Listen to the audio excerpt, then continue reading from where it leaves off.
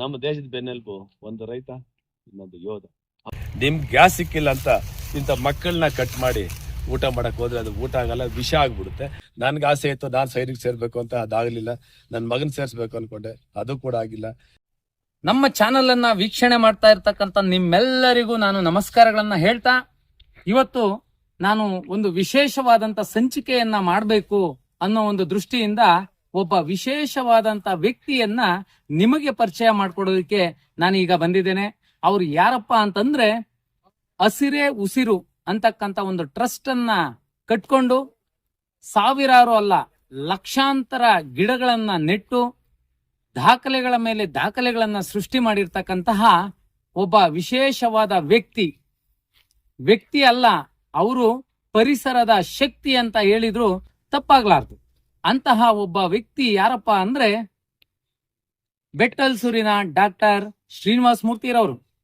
ಇವರ ಸಾಧನೆಗಳು, ಇವರು ಟ್ರಸ್ಟ್ ಅನ್ನ ಕಟ್ಕೊಂಡಿರ್ತಕ್ಕಂಥ ಉದ್ದೇಶ, ಅವರ ಮುಂದಿನ ಯೋಜನೆಗಳು, ಇವೆಲ್ಲವುಗಳನ್ನ ನಾನು ಅವ್ರ ಜೊತೆನಲ್ಲಿ ಮಾತಾಡೋದಕ್ಕೆ ಬಂದಿದ್ದೀನಿ.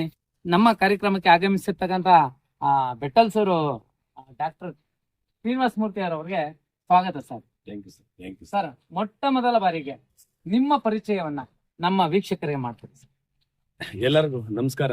ನನ್ನ ಹೆಸರು BM ಶ್ರೀನಿವಾಸ ಮೂರ್ತಿ, ಬೆಟ್ಟಲ್ಸೂರು, ಜಾಲವಾಪ್ಲಿ, ಯಲಹಂಕ ತಾಲೂಕು, ಬೆಂಗಳೂರು ಉತ್ತರ. ಅನೇಕ ರೀತಿಯಿಂದ ಸೇವೆ ಸಲ್ಲಿಸ್ತಾ ಇದ್ದೀನಿ.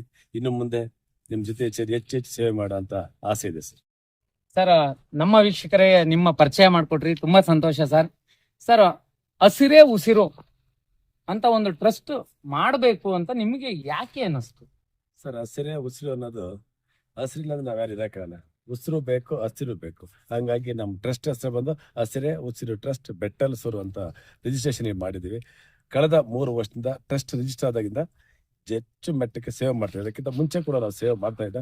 ಅದೇ ನಾವು ರಿಜಿಸ್ಟರ್ ಮಾಡಿಲ್ಲ, ಅವಾಗ ನಮ್ಮ ಹತ್ರ ಯಾವುದೇ ರೀತಿಯಾದ ಯೂಟ್ಯೂಬ್ ಇನ್ನೊಂದು ಮತ್ತೊಂದು ಯಾವ್ದು ಇರ್ಲಿಲ್ಲ. ಹಂಗಾಗಿ ಸ್ವಲ್ಪ ಬೆಳಕಿಗೆ ಬರೋಕೆ ತುಂಬಾ ಲೇಟ್ ಆಯ್ತು. ಆದ್ರೂ ಕೂಡ ತುಂಬಾ ಕೆಲಸ ಮಾಡಿದೀವಿ, ಅದು ತಾವೆಲ್ಲ ನೋಡಿದ್ದೀರ ಸರ್. ಈಗ ಈ ಹಸಿರೇ ಉಸಿರಿನ ಒಂದು ಕಾರ್ಯಕ್ರಮಗಳು ಯಾವ ರೀತಿ ಮಾಡ್ಕೊಂಡ್ ಬರ್ತಾ ಇದೆ ಸರ್? ಟ್ರಸ್ಟ್ ರಿಜಿಸ್ಟರ್ ಆದಾಗಿಂದ ವಿಶೇಷವಾಗಿ ವಿಭಿನ್ನವಾಗಿ ಹೊಸ ಸಾಧನೆಗಳು ನಮ್ಮ ಟ್ರಸ್ಟ್ಗೆ ಸರ್. ಸಾಧನೆ ನಾವು ದೊಡ್ಡ ಸಾಧನೆ ಅಂತಲ್ಲ, ನಮ್ಮಿಂದ ಏನ್ ಮಾಡ್ಬೋದು ಅದು ವಿಶೇಷವಾಗಿ ಮಾಡ್ತಾ ಇದ್ದೀವಿ. ಮಾಡಕ್ಕೆ ಆಗಲ್ಲ ಅನ್ನೋದನ್ನ ಮಾಡ್ತಾ ಇದೀವಿ ಅಂತ ನಮ್ಗೆಲ್ಲ ಖುಷಿ ಆಗ್ತದೆ. ಅಲ್ಲ, ಏನೇನ್ ಕಾರ್ಯಕ್ರಮಗಳು ಮಾಡಿದ್ರಿ ಇದುವರೆಗೂ ಸರ್? ನಮ್ಮ ದೇಶದ ಬೆನ್ನೆಲುಬು ಒಂದು ರೈತ, ಇನ್ನೊಂದು ಯೋಧ. ಅವರಿಬ್ಬರಿಗೂ 50% ವರ್ಕ್ ಮಾಡ್ತಾ ಇದ್ದೀವಿ. ರೈತರಿಗೆ ಕೈ ಟ್ಯಾಕ್ಟ್ರಿ ಕೊಟ್ಟಿದ್ದೀವಿ, ಹನಿ ನೀರಾವರಿಗೆ ಡ್ರಿಪ್ ಪೈಪ್ ಕೊಟ್ಟಿದ್ದೀವಿ. ಬೆಳೆಗೆ ಏನ್ ಬೇಕೋ ನಮ್ಮಿಂದ ಗೊಬ್ಬರ ಇರ್ಬೋದು, ವೀರ್ಯ ಇರ್ಬೋದು, ನಮ್ಮಿಂದ ಏನೇನು ಸಹಕಾರ ಇದೆ ಅದೆಲ್ಲ ಕೊಡ್ತಾ ಇದ್ದೀವಿ ಸರ್. ತುಂಬಾ ಸಂತೋಷ ಸರ್. ನಿಮಗೆ ಡಾಕ್ಟರೇಟ್ ಪದವಿ ಸಿಕ್ಕಿದೆ ಅಂತೇಳಿ ನಾನು ಕೇಳ್ಪಟ್ಟೆ, ತುಂಬಾ ಸಂತೋಷ. ಅದು ಯಾವ ಕ್ಷೇತ್ರಕ್ಕೆ, ಯಾರು ನಿಮಗೆ ಡಾಕ್ಟರೇಟ್ ಪದವಿಯನ್ನು ಕೊಟ್ಟರು ಸರ್? ಸರ್, ನಿರಂತರವಾಗಿ ಪರಿಸರ ಸೇವೆ ಮಾಡೋದಕ್ಕೆ ಒಂದು ಕಲ್ಲರ್ ಯೂನಿವರ್ಸಿಟಿ ಅಂದ್ಬಿಟ್ಟು ನಮಗೆ ಒಂದು ಡಾಕ್ಟರೇಟ್ ಕೊಟ್ಟಿದ್ದಾರೆ. ಅನೇಕ ಡಾಕ್ಯುಮೆಂಟ್ಗಳನ್ನ ಪರಿಶೀಲನೆ ಮಾಡಿ ನಮ್ಮ ಸೇವೆನ ನೋಡಿ ಅದೊಂದು ಡಾಕ್ಟರೇಟ್ ಕೊಟ್ಟ ಮೇಲೆ ಹೆಚ್ಚು ಜವಾಬ್ದಾರಿ ಜಾಸ್ತಿ ಆಯ್ತು ನಮಗೆ. ಏನ್ ನಾವು ಮಾಡಿದ್ವಿ ಕೆಲಸದಕ್ಕೆ ಎಕ್ಸ್ಟ್ರಾ ಮಾಡೋದಕ್ಕೆ ಅದೊಂದು ಎನರ್ಜಿ ಬೂಸ್ಟ್ ಸರ್. ಸರ್, ಈಗ ನೀವು ಏನೋ ಲಾಸ್ಟ್ ಟೈಮು ಒಂದು ಕಾರ್ಯಕ್ರಮನ ಹಮ್ಮಿಕೊಂಡಿದ್ವಿ. ಏನಪ್ಪಾ ಅದು ಅಂತಂದ್ರೆ, 1 ನಿಮಿಷದಲ್ಲಿ ಎಷ್ಟು ಗಿಡಗಳನ್ನ ನೆಟ್ರಿ ಸರ್? ಸರ್, 1 ನಿಮಿಷಕ್ಕೆ 200 ಗಿಡ ನೆಟ್ಟಿದ್ವಿ. 1 ನಿಮಿಷಕ್ಕೆ 200 ಗಿಡಗಳನ್ನ ನೀವು ನೆಟ್ಟುಬಿಟ್ಟು ಒಂದು ದಾಖಲೆಯನ್ನ ಸೃಷ್ಟಿ ಮಾಡಿದ್ರಿ ಅಂತ ಗೊತ್ತಾಯ್ತು. ಅದು ಯಾವ ರೀತಿ 1 ನಿಮಿಷಕ್ಕೆ 200 ಗಿಡ ನೆಡೋದಕ್ಕಾಗುತ್ತಾ ಸರ್? 1 ನಿಮಿಷಕ್ಕೆ 1 ಗಿಡ ಕೂಡ ನೆಡೋದಕ್ಕಾಗಲ್ಲ. ಅಲ್ಲಿನ ಸರ್ಕಾರಿ ಅಧಿಕಾರಿಗಳಿರ್ಬೋದು, ಶಿಕ್ಷಕರಿರ್ಬೋದು, ಅಲ್ಲಿ ಸ್ಟೂಡೆಂಟ್ ಕರ್ಕೊಂಡು ಮುಂಚಿತವಾಗಿ 3 ರಿಂದ 4 ದಿನ ಪ್ಲಾನ್ ಮಾಡಿ ಎಲ್ಲ ರೆಡಿ ಮಾಡಿ ಅದು ನೆಡೋದಕ್ಕೆ ಇವತ್ತು ಕೂಡ ನಮ್ಗೆ ಕನಸಾಗಿದೆ. ಕನಸು ಅನ್ಕೊಂಡಿಲ್ಲ. ಅವತ್ತು ಬಂದಂತ ಎಲ್ಲ ಅಧಿಕಾರಿಗಳಿದ್ರು, ನಾನು ಕೂಡ ಇದ್ದೆ. 1 ನಿಮಿಷ ಅನ್ಕೊಂಡಿತ್ತು, 35 ಸೆಕೆಂಡ್ ಅಲ್ಲಿ ಮುಗಿಸ್ಬಿಟ್ಟು ಸರ್. ಅಣ್ಣ, ಹಸಿರೇ ಉಸಿರು ಟ್ರಸ್ಟ್ ಅವರು 1 ನಿಮಿಷದಲ್ಲಿ 200 ಗಿಡಗಳನ್ನ ನೆಡಬೇಕು ಅಂತೇಳಿ ಒಂದು ಕಾರ್ಯಕ್ರಮ ಹಾಕೊಂಡಿದ್ರು. ಆ ಕಾರ್ಯಕ್ರಮದಲ್ಲಿ ನೀವು ಸಹ ಭಾಗಿಯಾಗಿದ್ರಿ. ಅದು ಯಾವ ರೀತಿ ಆಗಿದ್ರು? ಆ ಕಾರ್ಯಕ್ರಮ ಯಾವ ರೀತಿ ಆಯ್ತು? 200 ಗಿಡಗಳನ್ನ 1 ನಿಮಿಷದಲ್ಲಿ ನೆಡೋದಕ್ಕೆ ಸಾಧ್ಯ ಆಯ್ತಾ?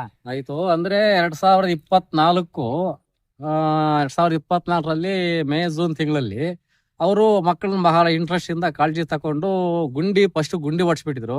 ಆ ಗುಂಡಿ ಹೊಡ್ಸ್ಬಿಟ್ಟು ಗಿಡ ಸಸಿ ಗೊಬ್ಬರ ಅಲ್ಲಿ ಹಾಕ್ಬಿಟ್ಟು ಸಸಿ ಹತ್ರ ಒಬ್ಬ ಮಗುನ ಅಲ್ಲಿ ಬಿಟ್ಟು ಪಾಕೆಟ್ ಎಲ್ಲ ಚೀಲ ಹರಿದು ಅಲ್ಲಿ ಮಾಡ್ಕೊಂಡಿದ್ರು. ಅವರು ಮಾಸ್ಟ್ರು ಒಂದು ಉಸ್ತುವಾರಿ ಕೊಟ್ಟಾಗ ಒಂದು ವಿಸಿಟ್ ಕೊಟ್ರು. ವಿಸಿಲ್ ಮಾಡಿದಾಗ ಎಲ್ಲ ಒಂದೇ ಸಲ ಪ್ಲಾಂಟಿಂಗ್ ಮಾಡಿ 1 ನಿಮಿಷಕ್ಕೆ ಪ್ಲಾಂಟಿಂಗ್ ಮುಗಿಸ್ತರು. ಸೊ ಈ ರೀತಿಯಾಗಿ 200 ಮಕ್ಕಳು ಭಾಗವಹಿಸಿ ಹೌದು ಸುಮಾರು ಜನ ಶಿಕ್ಷಕರು ಭಾಗವಹಿಸಿ ಒಂದೇ ನಿಮಿಷದಲ್ಲಿ 200 ಗಿಡಗಳನ್ನ ನೆಟ್ಟಿರು. ಹೌದೌದು ಬಹಳ ಅಂದ್ರೆ ಮಾಸ್ಟರ್ಗಳು ಶಿಕ್ಷಕರು ಬಂದು ಗಿಡ RF ಮುಖಾಂತರ ಅಪ್ಪಣೆ ಮೇರೆಗೆ ಗಿಡ ಕೊಡಕ ಹೇಳಿದ್ರು. ನಾವು ಗಿಡ ಕೊಟ್ಟು ಅವರು ಬಹಳ ಕಾಳಜಿಯಿಂದ ಮತ್ತೆ ಶ್ರೀನಿವಾಸ್ ಅವರು ಹಸಿರಿ ಉಸಿರು ಶ್ರೀನಿವಾಸ್ ಅವರು ಇವೆಲ್ಲ ಬಹಳ ಕಾಳಜಿಯಿಂದ ಹೇಳಿ ನಮ್ಮನ್ನು ಬರಮಾಡಿಕೊಂಡು ಎಲ್ಲಾ ವ್ಯವಸ್ಥೆಯನ್ನು ಮಾಡಿ ಗಿಡಗಳನ್ನು ಮಕ್ಕಳ ಮುಖಾಂತರ 200 ಗಿಡಗಳನ್ನು ನೆಡ್ಸಿದ್ರು ಒಂದು ನಿಮಿಷದಲ್ಲಿ. ಸರ್, ನಿಮ್ಮ ಟ್ರಸ್ಟ್ ನ ಕಾರ್ಯವೈಖರಿ ಕೇವಲ ನಮ್ಮ ಕರ್ನಾಟಕ ರಾಜ್ಯದಲ್ಲಿ ಮಾತ್ರ ಅಲ್ಲದೇನೆ ಬೇರೆ ರಾಜ್ಯಗಳಲ್ಲೂ ಸಹ ವಿಸ್ತರಿಸಿದೆ ಅನ್ನೋಂತ ವಿಚಾರ ನಮಗ್ ಗೊತ್ತಾಯ್ತು. ಸೊ ಯಾವ ರಾಜ್ಯಗಳಲ್ಲಿ ನೀವು ಈ ಒಂದು ಕಾರ್ಯಗಳನ್ನ ಮಾಡಿದಿರಿ? ಸರ್ ನಾವು ಯಾವ್ದೇ ರಾಜಕೀಯಕ್ಕೆ ಬರೋಂತ ಆಸೆ ಇಲ್ಲ. ರಾಜಕೀಯದ ಲಿಮಿಟ್ ಇರುತ್ತೆ, ಅದು ನಮ್ಮ ಟ್ರಸ್ಟ್ಗೆ ಲಿಮಿಟ್ ಇಲ್ಲ. ಆಂಧ್ರ, ತಮಿಳ್ನಾಡು 2 ಸ್ಟೇಟಲ್ಲೂ ಕೂಡ ನಾವು ಒಂದಷ್ಟು ಹಲವಾರು ಶಾಲೆಗಳಿಗೆ ಬುಕ್ಸು, ಕೆಲವು ಮಕ್ಕಳಿಗೆ ಏನೇನು ಅವಶ್ಯಕತೆ ಅದನ್ನೆಲ್ಲ ಕೊಡುವಂತ ಕೆಲಸ ಮಾಡಿದ್ದೀವಿ. ಧ್ವಜಕಂಬ ಇರ್ಬೋದು, ಬುಕ್ಸು, ಪೆನ್ನು, ಪೆನ್ಸಿಲ್, ಜಾಮಿಟ್ರಿ, ಅವ್ರು ಏನ್ ಕೇಳ್ತಾರ ಅವ್ರು ಯಾರು ನಮ್ಮನ್ನು ಹುಡ್ಕೊಂಡ್ ಬಂದ ಸರ್, ನಾವೇ ಅವ್ರ ಇದಕ್ಕೆ ಕೊಟ್ಬಿಟ್ಟು ಬಂದಿದ್ದೀವಿ ಸರ್. ನಮ್ಮ ಕರ್ನಾಟಕದ ಸಾಕಷ್ಟು ಶಾಲೆಗಳಿಗೆ, ಸರ್ಕಾರಿ ಕಚೇರಿಗಳಿಗೆ ನೀವು ಧ್ವಜಸ್ತಂಭ ಕೊಡೋದಾಗಿರ್ಬೋದು, ರಾಷ್ಟ್ರೀಯ ನಾಯಕರುಗಳ ಫೋಟೋ ಭಾವಚಿತ್ರಗಳನ್ನ ಕೊಡೋದಾಗಿರ್ಬೋದು, ಈ ತರದ ಹಲವಾರು ಕಾರ್ಯಕ್ರಮಗಳನ್ನ ಹಮ್ಮಿಕೊಂಡಿದ್ರಿ. ಅದ್ರ ಬಗ್ಗೆ 1-2 ಮಾತು ನೀವು ಹೇಳೋದಕ್ಕಾಗುತ್ತಾ? ಸರ್ ಖಂಡಿತ ಸರ್. ಯಾಕೆಂದ್ರೆ ನನಗೆ ರಾಜ್ಯ ಲಿಮಿಟ್ ಅಲ್ಲ, ನನಗೆ ಇಡೀ ಭಾರತ ನಮ್ದೆ, ಇಡೀ ಭಾರತ ನಮ್ದು, ಜೊತೆಗೆ ನಂದದು. ನಾನು ಎಲ್ಲಾ ಸ್ಟೇಟಲ್ಲೂ ಕೆಲಸ ಮಾಡೋದು ಆಸೆ ಇದೆ.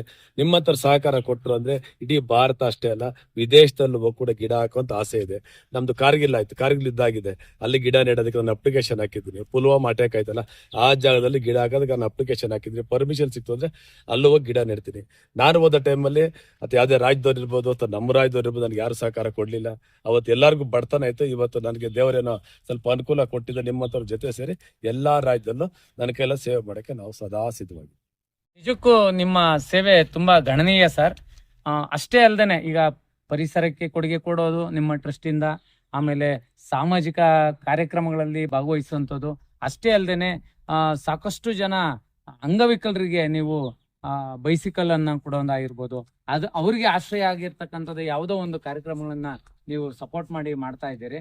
ಸಾಕಷ್ಟು ಕಾರ್ಯಕ್ರಮಗಳಿಗೆ ನಾನು ಬಂದು ಸಹ ನೋಡಿದ್ದೀನಿ. ಸೊ ಇದಲ್ದೇನೆ ನಿಮ್ಮ ಮುಂದಿನ ಒಂದು ಕಾರ್ಯವೈಖರಿ ಆಗಿರ್ಬೋದು, ನಿಮ್ಮ ಒಂದು ಯೋಜನೆ ಪ್ಲಾನಿಂಗ್ ಏನಿರ್ಬೋದು ಸರ್? ಸರ್, ಮುಂಬರುವ ದಿನಗಳಲ್ಲಿ ವಿಶ್ವಗುರು ಬಸವಣ್ಣ, ನಮ್ಮ ಗೌತಮ ಬುದ್ಧ, ಬಸವಣ್ಣ ಮತ್ತು ಗೌತಮ ಬುದ್ಧ, ಅಂಬೇಡ್ಕರ್, ಇವರು ಮೂರನ್ನು ಕೂಡ ಇಡೀ ಭಾರತದಲ್ಲಿ ಎಲ್ಲೂ ಮೂವರನ್ನ ಒಟ್ಟಿಗೆ ಕೂರಿಸಿಲ್ಲ. ಅದು ನಮ್ಮೂರಲ್ಲಿ, ನಮ್ದೇ ನಮ್ಮ ಅಪ್ಪ ಅಮ್ಮ ನನಗೆ ಕೊಟ್ಟಿರೋ ಜಾಗದಲ್ಲಿ ಆ ಮೂವರನ್ನು ಕೂರಿಸುವಂತ ಯೋಜನೆ ತಗೊಂಡಿದ್ದೀನಿ. ಅವ್ರ ಮೂವರು ನನಗೆ ಶಕ್ತಿ. ನಾನು ಯಾರೊಬ್ರು ಜಾತಿಗೂ ಯಾರೊಬ್ಬ ಪಕ್ಷಕ್ಕೂ ನಾನು ಸೇರಿದ್ರಲ್ಲ, ಮೊದಲೇ ಇವಾಗ ಹೇಳ್ತಾ ಇದ್ರಿ, ಅವ್ರ ಮೂವರನ್ನು ಸ್ಥಾಪನೆ ಮಾಡಿ ಒಂದು ವಿಶ್ವ ದಾಖಲೆ ಮಾಡುವಂತ ಕನಸು ಹೊತ್ಕೊಂಡಿದ್ರಿ. ಅದಕ್ಕೆ ನಿಮ್ ಸಹಕಾರ ಬೇಕು ಸರ್. ನಿಮ್ಮ ಹಸಿರೇ ಉಸಿರು ಟ್ರಸ್ಟ್ ಕಡೆಯಿಂದ ಕಾರ್ಗಿಲ್ ಅಲ್ಲಿ ಗಿಡಗಳನ್ನ ನೆಡಬೇಕು, ಅದಕ್ಕೋಸ್ಕರ ನಾನು ಅಪ್ಲಿಕೇಶನ್ ಹಾಕಿದ್ದೀನಿ. ಅದು ಆದೇಶ ಬಂದ ತಕ್ಷಣ ನಾವು ಅಲ್ಲಿ ಹೋಗಿ ಗಿಡಗಳನ್ನ ನೆಡ್ತೀವಿ ಅಂತ ನೀವು ಹೇಳಿದ್ರಿ. ಸೊ ನಿಮ್ಮ ಸಾಕಷ್ಟು ಕಾರ್ಯಕ್ರಮಗಳಲ್ಲಿ ನಾನು ನೋಡಿದ ಹಾಗೆ ಸಾಕಷ್ಟು ಜನ ಯೋಧರನ್ನ ಕರೆಸಿ ಅವರನ್ನ ನೀವು ಸನ್ಮಾನ ಮಾಡೋದಾಗಿರ್ಬೋದು, ಅವರಿಗೆ ಪ್ರಥಮ ಆದ್ಯತೆಯನ್ನ ನೀಡ್ತಾ ಬರ್ತಾ ಇದ್ದೀರಿ. ಸೊ ಇದ್ರ ಬಗ್ಗೆ ನೀವೇನು ಹೇಳೋದಕ್ಕೆ ಇಷ್ಟಪಡ್ತೀರಿ ಸರ್? ನಾವು ಮೊನ್ನೆ ಆಪರೇಷನ್ ಸಿಂಧೂರ ವಾರ್ ನೀವೆಲ್ಲ ನೋಡಿದ್ವಿ. ಹೆಂಗ್ ನೋಡಿದ್ರಿ ನಾವೆಲ್ಲ? ಹೆಂಗ್ ನೋಡಿದ್ರಿ ಹೇಳಿ? ಕಾಲ್ ಮೇಲೆ ಕಾಲ್ ಹಾಕೊಂಡು ಬಿಸ್ಕಿ, ರಮ್ಮು, ಕಾಫಿ, ಟೀ ಕುಡ್ಕೊಂಡು ಕಾಲ್ ಮೇಲೆ ಕಾಲ್ ಹಾಕೊಂಡು ಟಿವಿ ನೋಡ್ದ. ನಾವು ಟಿವಿನಲ್ಲಿ ನೋಡಿ ಚಪ್ಪಾಳೆ ಹೊಡೆದು ಅಷ್ಟೇ. ಅಲ್ಲಿ ಅವತ್ತು ಹೋಗಿದ್ದಾರೆ ಯಾರು? ನನ್ನ ಸೈನಿಕರು, ನನ್ನ ಯೋಧರು. ಅವ್ರನ್ನ ನಾವು ಬಿಟ್ಟು ಯಾವತ್ತು ಪ್ರೋಗ್ರಾಮ್ ಮಾಡಿಲ್ಲ, ಮುಂದೆ ಮಾಡೋದು ಇಲ್ಲ. 5 ಜನ ಬರಲಿ, 50 ಜನ ಬರಲಿ, ಯೋಧರಿಂದ ಪ್ರಾರಂಭ, ಯೋಧರಿಂದ ಕಾರ್ಯಕ್ರಮ ಸ್ಟಾರ್ಟ್ ಮಾಡ್ತಾ ಇದ್ದೀವಿ.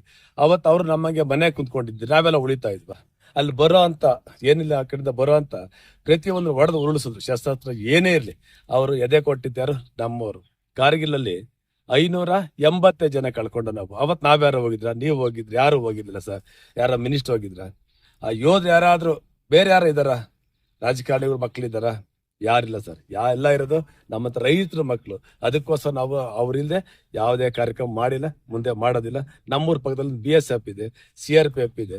ಅವ್ರೊಂದ್ಸರಿ ಮೀಟ್ ಮಾಡಿದಾಗ ಹೇಳಿದ್ರು, ಬುಲೆಟ್ ಟ್ರೈನಿಂಗ್ ಮಾಡ್ತಾರೆ, ಶೂಟ್ ಮಾಡಿ ಟ್ರೈನಿಂಗ್ ಕೊಡ್ಬೇಕಾದ್ರೆ ಒಂದು ಗನ್ ಆಚೆ ಹೋದಾಗ ಬೇಕಾದಷ್ಟು ಹೊಗೆ ಬರುತ್ತೆ. ಆ ಹೊಗೆ ಎಲ್ಲ ಹೋಗುತ್ತೆ, ಮತ್ತೆ ಅವ್ರಿಗೆ ರಿಫಿಟ್ ಆಗುತ್ತೆ. ಅದಾಗದ್ ಬೇಡ ಅಂತಾರೆ ಸರ್. 100 ಗಿಡಗಳನ್ನ ಕೊಟ್ಟು ನೆಟ್ಟು ಅಲ್ಲಿ ಗೊಬ್ಬರ ಪ್ರತಿಯೊಂದು ಹಾಕಿ ಅವ್ರು ಫೈರ್ ಮಾಡಿದ್ರು ಕೂಡ ಬಗ್ಗೆ ಗಿಡ ಹಿಡ್ಕೊಳ್ಳುತ್ತೆ. ಅವ್ರು ಆರಾಮಾಗಿದ್ದಾರೆ.